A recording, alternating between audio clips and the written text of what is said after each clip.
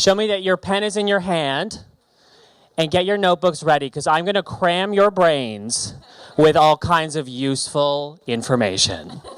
So I'll give you an introduction. My name is Palen. This is my second time at Design Camp.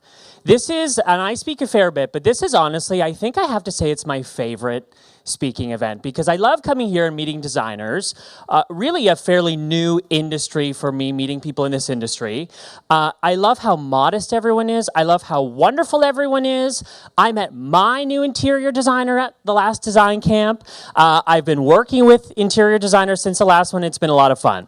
So today they bring me here to teach you some useful stuff about branding, which, as you've learned, is very important. As well, I'll touch a little bit on social media in a way that you haven't heard yet. Let me explain to you a little bit about what I do. I live in Los Angeles, and I do two things. I design brands, so what they look like, everything from websites, logos, establishing brand positioning. And I also do social media strategy. That's what sends me all over the place, teaching people what the heck to do with it, exactly what to do with it. As well, I do social media, so I build brands and I promote them using intelligent strategy. Here's always my goal. So I work with all kinds of fun people. I work with Laura Grenier from Shark Tank. So every Friday night, her and I are on a conference call while the show is on. There are only 3 of us. A lot of times people think there's, this whole team working. Really, there's just 3 of us. And we tweet and engage with the fans as all that stuff is coming in. I work with clients on Project Runway, X Factor. This is actually the host of X Factor New Zealand. I just got finished working on that show, and then I started on the American show is already on, but I've got clients on there. And I've got, all kinds of people on all different industries. In fact, I resent what Adam said yesterday. He said something about being 20 years old or being a 20-year-old and not knowing how to speak to people properly or something like that. I've worked with clients that have appeared on every major US network. And I'm 24, by the way. Let's talk today about the good stuff. We're going to be talking about branding. What exactly does that mean? I always say branding happens in 2 phases. We build the brand. The second phase is we promote it. Talk about the build. All of you as individual brands, you work within a company. You may have people working for you. And then there's you. And one of the takeaways I want to leave you with is that no one cares about the company you work for, your own company, or what you call it, Orange, Creative, whatever, blah, blah, blah. No one cares. At the end of the day, people really just want to work with you. They don't want to work with your assistant. They don't want to work with any of your staff. I mean, I'm sure they're nice, but at the end of the day, you as a designer are building a brand around you. So you need to make sure you give you more weight than the company. That plays a really important role when we start talking about social media, because I can tell you lots of research shows that people don't really like engaging with brands on social media. We like engaging with people. Your display picture should always be a picture of you, a nice, beautiful picture of your mug, not your logo. No one cares about that in that environment. So let's talk about you. What I love is when people come to me and say, Phil, I get it. I have to brand myself, but I'm really scared of being pigeonholed. Get it? Pigeons and holes? I know. They say, I'm really scared of being pigeonholed. And I go, really? You're so scared of being such an expert at something that you build a reputation around that expertise and you become known for that specific area or that specific niche. Well, guess what? You should be excited that you're pigeonholed. You should rock the pigeonhole, okay? You should rock what you're good at. Because guess what, people? We all, children of the internet, that includes all of you now, we have short attention spans, and we are busy people. Content, and you've seen a few presentations today that tell you have to be producing your own content, right? You've got to be producing your own content in all different kinds of ways. I am now becoming the bearer of bad news, which is terrible on a Friday afternoon to finish us off. But guess what? Content is unlimited. Every single day that passes, it becomes more competitive for you to get noticed because more and more people like you are creating content. And only so many people can get noticed. Content is an unlimited resource at this point. What is a limited resource that we're all competing for? Time. We are all, just as I'm doing right now, competing for your attention. And that's how you have to start thinking about this. I know it's scary, all this stuff is scary, but it's all doable for all of you. And I'm excited at the end, I'm going to show you actually a case study of a client I worked with since the day after the last design camp. And I've taken her from, well, you'll see her old brand to her new brand. And we met sitting out there. So I need you to be able to tell me what your brand is in one sentence. A quick little exercise that we don't have time to do now, but let me give this to you.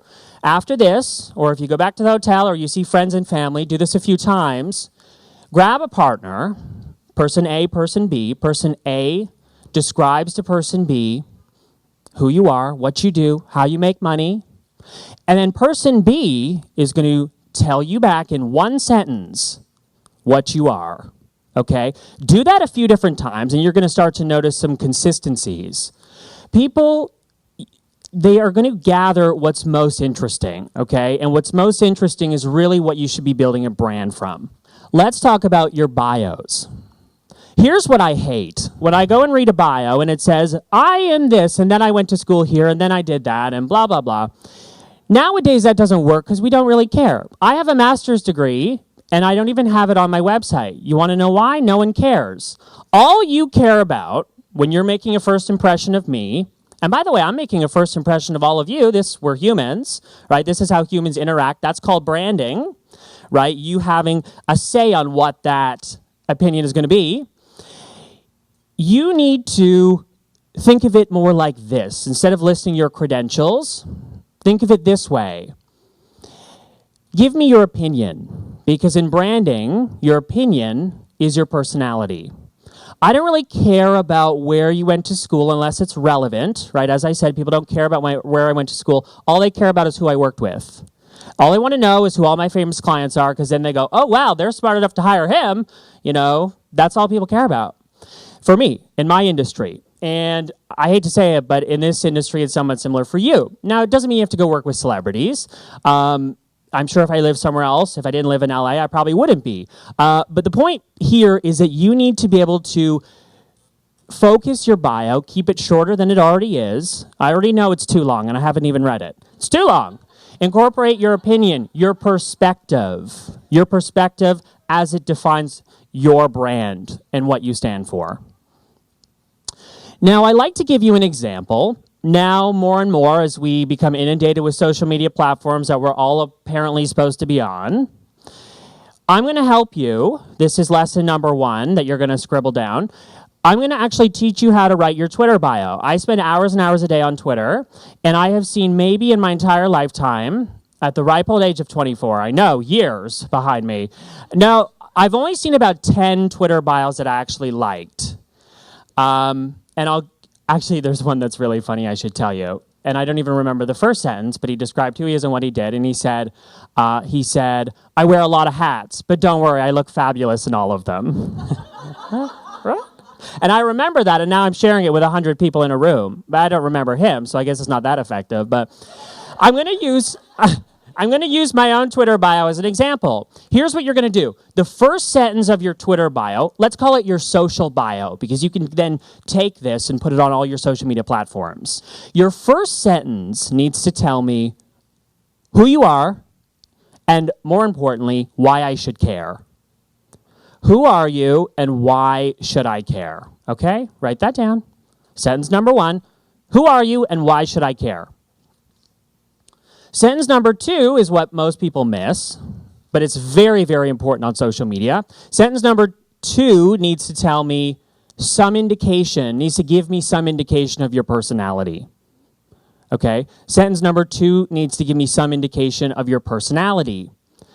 Social media, in essence, don't make it more complicated than it is. Really, now we have 2 versions of us. We have the us in person, And then we have the online version of us. And when social media is done effectively, we replicate our in-person interaction as closely as possible. So, first sentence, who are you? Why should I care? Second sentence, give me some indication of your personality. I'm going to use myself as an example. My first sentence, brand and social media strategist for TV personalities, brands, and entrepreneurs. That's who I am. That's what I do. That's why you should care. If you don't, move along. My second sentence, if your baby is ugly, it's my job to tell you. I work as a consultant, and there are some ugly babies out there, but I'm polite about it. So from that, I know I'm making jokes here because it's Friday afternoon, but the important part here is you get some indication of my dry, sarcastic personality, which you, I'm sure, have already gathered. But people who click on my profile and see that I have a display picture, I have a cover photo, actually on Twitter it's called a header photo, okay, which, by the way, both of those are visible on all platforms. This was introduced a few months ago. It used to just be you could customize the background. Your background image on Twitter really doesn't matter a whole lot. I say stick with a color, maybe your brand color. You must have a header photo and a cover, a display picture, because that's visible on all platforms. So I really want you to all start thinking about your creative sentence that shows me your personality, and when you come up with it, I want you to tweet me. I want to read it. And maybe I'll use it as an example next time I'm on stage. So this is a logo from a company that approached me a few months ago, actually, ironically, a social media company. And they said, Phil, we want your help because we just finished branding and we're not really happy with it. And I said, oh, good. So you must be a construction company or you must make like computer things. And they're like, no, we're a really trendy social media company. And I was like, oh, looks like it. Yeah, yeah, very trendy. So we X'd that because I didn't think it was cute. And I wanted to do something new and fun and trendy. So I redesigned it. That's their icon. That's their logo. That's what their website looked before. And so I changed it. All they wanted was a one page for now. But we created the look. That's branding, the visuals, okay? And then it goes beyond that. So we create the website, and then we make sure it's responsive. You've heard a little bit about that today. Lots of people talking about all different platforms. Then we carry over the brand to Facebook. So it's a branded cover photo, display picture. And then they had an event last weekend, so we did branded folders.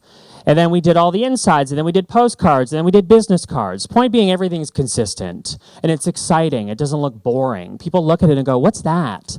That's all I want. I want for people to have a reaction when they see you. So we talked a little bit about building the brand, what that looks like. My branding process, by the way, I will always send you go do photos. If you come to me and say, Phil, design me a logo, I go, okay, show me your photos. And if you haven't done fresh photos within the last year, I will send you to go do new photos. I have to say that slowly because if I say it too quickly, it sounds like nude photos, and I don't want those. So new photos. So you go and we photograph you because at the end of the day, people want to work with you, not an ambiguous logo or a company. And then we build a brand around that, and it happens really organically. Let's talk about promoting the brand, okay? Let's talk about your websites. I think that your websites have three very important elements. Your website really needs to have kick-ass pictures, images of your work. It's really important. And as a designer, no. As an individual on the internet, as a brand, you are only as good as what you can show for your work. Pictures, videos, text. We don't get the privilege of meeting you in real life, so you're really only as good, especially with images. Your images need to be really, really good. And that's the kind of thing that we can use to promote you and get you published. So your samples of your work are going to be really, really great, really important, and good images, not cell phone pictures. Hire a photographer, find someone that's within your budget, and go get actually good photos of your work, because I'm basically deciding whether or not I'm going to hire you based on those. Then you want to obviously have blog posts. You've learned that keeps you relevant in search. Although it feels pointless at times to be blogging, if you keep at it within a content plan, it's really important, and you will get clients from it. So that represents SEO, which I'm going to spend zero time talking about because it's ugly and yucky. have people on my team that handle that, not me. But it is very important. So your site needs to have great pictures of your work. It needs to have blogs, text representing who you are, a great bio, consistent blogs, blog posts, and really great SEO.